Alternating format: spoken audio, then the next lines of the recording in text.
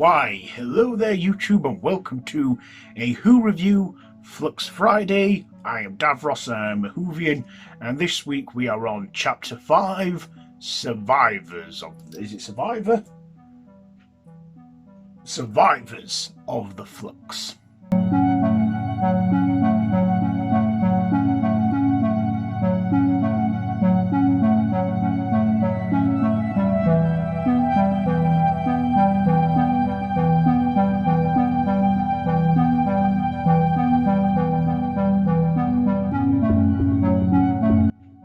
So this is the penultimate episode in the Flux series where the Doctor is taken to Division by the Weeping Angels, and the Doctor finds an Ood and also finds herself on a ship where she is greeted by this old woman who she'd seen before in a dream sequence, and it is revealed to be her adopted long-lost mother, Tacteun, and basically the Doctor wants answers from her and to find out what's going on, and she discovers to her shock that the Flux wasn't a natural occurrence, it was created to extinguish her, and that they are heading to another universe where the Flux hasn't got anything.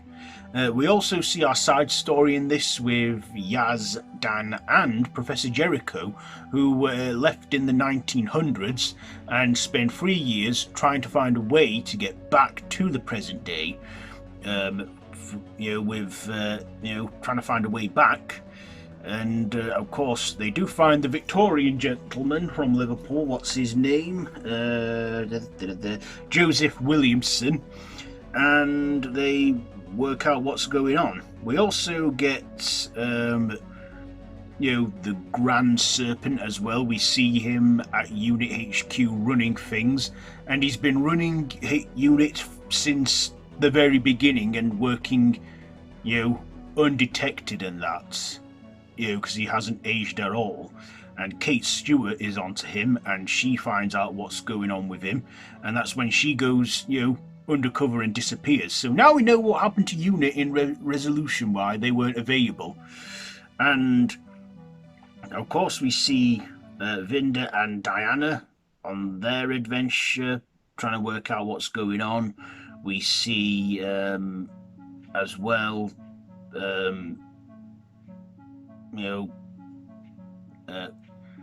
Carvanista as well, with Bell, caught up with Bell in all this. We even see Swarm and Azure, and of course we find out that the Grand Serpent makes a deal with the Centaurans so they can invade Earth and control things with the Flux at the end. So that is all the story, and there is a lot going on in it. So what did I like about this one? Well, I like that we got to find out who this old woman the Doctor encountered in a vision earlier on in the series was, and it was Tacteun. So I'm thinking Tacteun's been hiding away all this time, and she still won't give the Doctor a straight answer on what's been going on, how, and all the things that the Master showed have happened.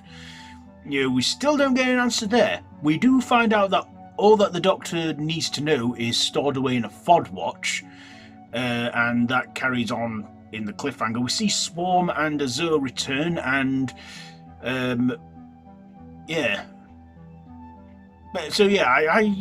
like that the Doctor encountered Tacteun, but I didn't like how her part in it was all just bumped off like that, because at the end of the episode Swarm comes in and disintegrates her and destroys her, and the Doctor doesn't really get much of the answers that she's looking for. So I find that a bit frustrating with the whole Timeless Child. I know Chris Chibnall's got plans, and I really hope he ties this up at the end of this year with his final special. But yeah, I did like that we got to see an Ood in this, the Ood for the first time in ages. I also liked the little adventure that the trio, Yaz, Dan and Jericho, went on throughout the early 1900s. I like their side story the best, I think, in this episode, and what they were doing. This also, I feel, is when we started to notice Yaz began to develop feelings for the Doctor, which they do pick up on again in Eve of the Daleks. I also liked that we got old familiar faces that have appeared throughout this series return. And, I also like that we got to see Kate Stewart again and Unit, because we'd not really seen Kate Stewart since the Series 8 finale, Death in Heaven, I feel, and it was nice to see her, nice to see Kate Stewart again in this. And also the Grand Serpent, seeing his character throughout the episode and how he's been operating Unit for all those decades. The Grand Serpent, he was a very interesting character, but I feel not much is explained much on him. And of course we got the Centaurans back again at the end, and they were going to lead it into the finale. So it was a decent episode, but it did have a lot of complicated things going on, and other side stories like Vinda and Diana and Belle and Carvanista. I find their stories were the most forgettable throughout this 5th chapter, but it was an okay one. I would say that this wasn't as good as the previous episode, but I like that we were leading up to our finale. So what am I going to rate this one? I think I'll give the performances an 8, the writing a 7, the visuals an 8, and my personal, I'll give it a 7. So there you go for that one. That is my whole Who review on Doctor Who, Flux, Survivors of the Flux. So yeah, that's your lot for this one. So have you seen this one? Let me know down in the comments below if you have. If you like this video, be sure to give it a big thumbs up and to share with your friends.